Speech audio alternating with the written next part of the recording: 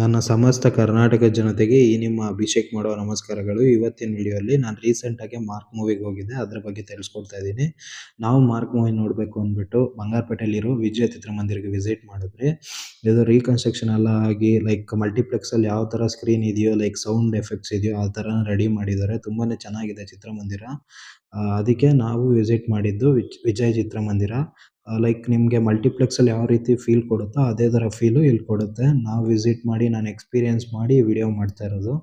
ನಾವು mark movie ನೋಡಬೇಕು ಅಂತ ಸಂಡೇ ವಿಸಿಟ್ ಮಾಡಿದ್ವಿ. ನಾನು ನಮ್ಮ ತಮ್ಮ ಹೋಗಿ ಟಿಕೆಟ್ ತೊಗೊಂಡು ಬೆಳಿಗ್ಗೆ ಬೇಗ ಹೋಗಿ ಟಿಕೆಟ್ ತೊಗೊಂಡು ನಾವು ಕೂತ್ಕೊಂಡ್ವಿ. ಅದಾದಮೇಲೆ ಮೂವಿ ಸ್ವಲ್ಪ ಹೊತ್ತಾದ್ಮೇಲೆ ಸ್ಟಾರ್ಟ್ ಆಯಿತು.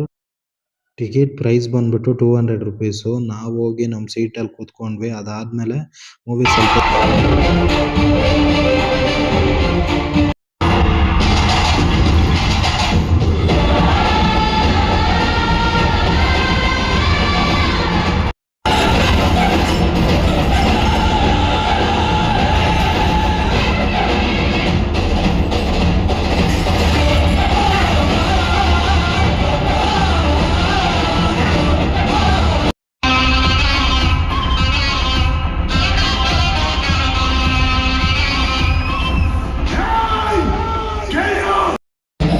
ಚುಚ್ಚು ಮಾಡ್ಬಿಡ್ತೀನಿ.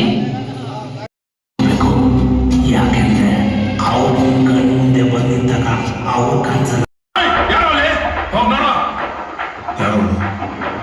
ಸಾರಿ ಸರ್,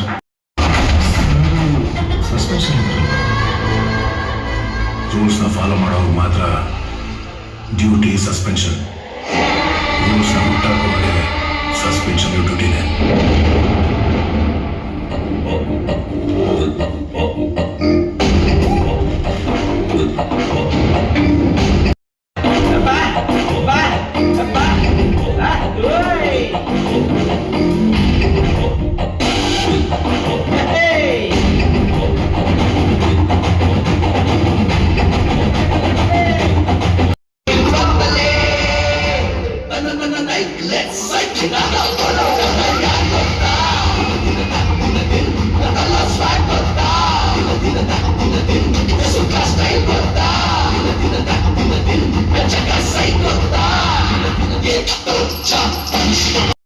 ಮೂವಿ ಅಂತೂ ತುಂಬಾ ಚೆನ್ನಾಗಿದೆ.